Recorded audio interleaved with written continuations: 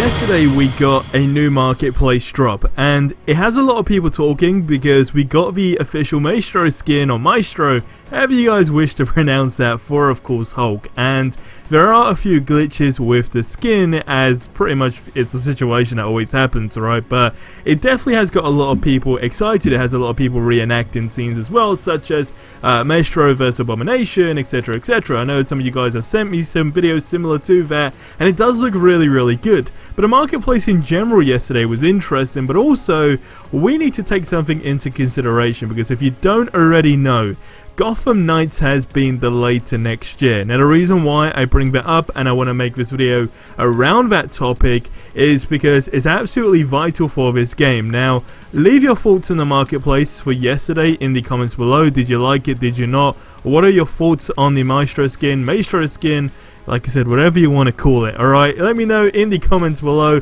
Check out Instant Gaming, and let's dive into this video. Now, first of all, I want to start off with a topic that I think is pretty crucial, because with the skin that was released yesterday, which of course you have to go ahead and purchase as expected, right? It's one of those situations where people said, hey, why couldn't this have been an unlockable skin when you actually finished, you know, I guess the boss? Essentially, once you've officially defeated him, that essentially becomes your reward, as opposed to having to go ahead and purchase it. And it kind of got me thinking, like, I completely understand why they're still having to put these crucial skins in the game that you have to go and purchase because everything else is free, but I do think that it would actually be nice if there was some type of reward system in place when it comes down to essentially like versing big bosses in the game, when and if they go ahead to add furthers, of course, throughout the year, hopefully, if not just pretty much the entire lifespan of this game.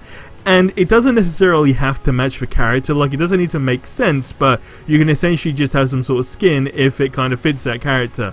I don't want to go too much in depth on the idea, but hopefully you guys get where I'm trying to go with this. If you do, let me know how you feel about that in the comments below. Now, going on to the next thing, which like I said is absolutely vital, is the fact that Gotham Knights has officially been delayed to next year. Now, why is this important? Well, if you didn't see the news, it's incredibly important because we all expected this to really put this game at, I guess we could just say, a weak point, right? We genuinely thought that pretty much once Gotham Knights is out, because it has a lot of hype behind it and so forth, that it's pretty much just going to finish Marvel's Avengers off. Now, this is great for the game because it still remains the only new recent superhero game. We're not taking Spider-Man into any consideration at all whatsoever at this moment in time, because that's an exclusive. So when you actually look on it on a wider scale, this is the only game that we have available to us. Why is that important? Well, because they're pretty much having the windows open this year to go ahead and release the characters. Now, this is where you can kind of say we're in limbo, because as far as I'm aware, there isn't an actual release date for Gotham Knights. All we know is that it's pretty much 2022, right? It's been delayed from this year to next year.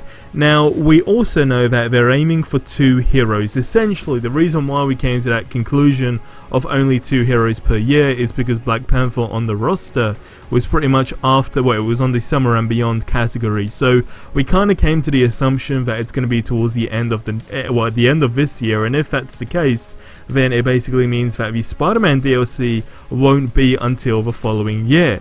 Now, this is where we can kind of go in one of two directions, because even with the next gen release, it kind of serves no purpose to the game besides like destruction and so forth. Everything is great, but we still talk about its content aspect of the game.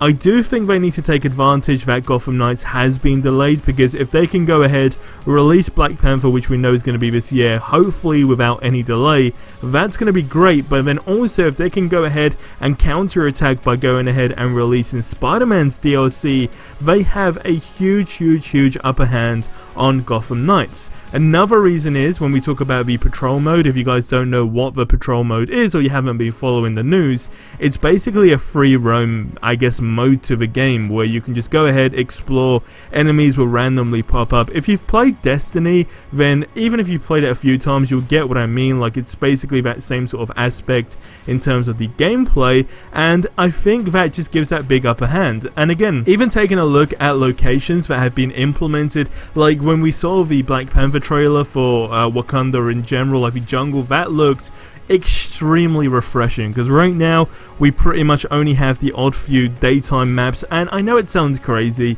but it really sets a mood to a video game, especially right when you go ahead and you're playing a game, you're playing a certain character, but if the atmosphere around it, i.e. the map, is kinda just mediocre and nothing really too exciting going on, it just kinda dampens your gameplay experience.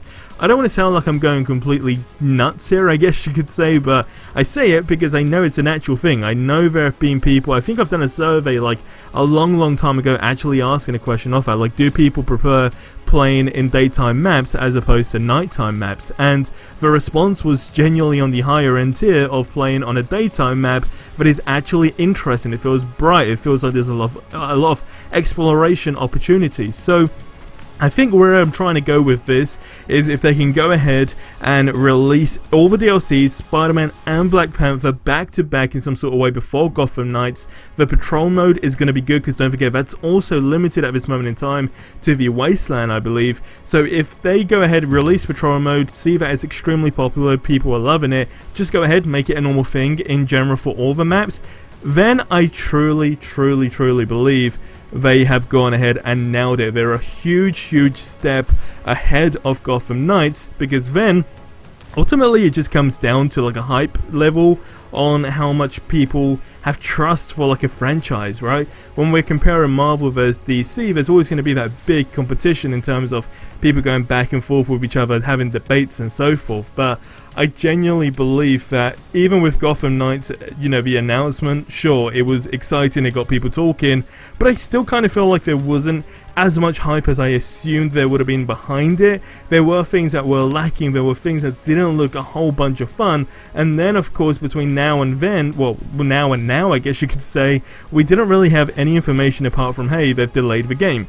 Completely understandable as to why they've done that, but I just think these devs need to take a huge advantage of that, and I think we'll be onto something good, because I asked the question in the other video, right, and I mean it comes down to a player perspective where it's like, look, how much of this game can you play? Like, genuinely, how much can you play? Now, for me, you guys know, I'm still stuck on the last gen, just simply because there's hardly any PlayStation 5 still available, and I don't really want to go through the aggro, because there's only one video game that I would want to play, right, which would be Marvel's Avengers. Like, as far as all the other games go, there's not really a whole bunch of games released on the next gen consoles yet, so it almost kind of like serves no purpose. I mean, sure, destruction is different, there are graphical differences as well, load times are faster, but my point still stands, there's not like a dramatic difference. So I think it still comes down to a player perspective, like how long can you play this game, but what needs to be implemented, and that is what needs to be taken advantage of, and that's why this is huge for Marvel's Avengers. In fact, it's a crazy situation. Take advantage. What do you guys think they're going to do? Let me know in the comments below. I'll see you in the next one. Till then, have yourselves a ridiculously amazing day, and until the next one, adios amigos.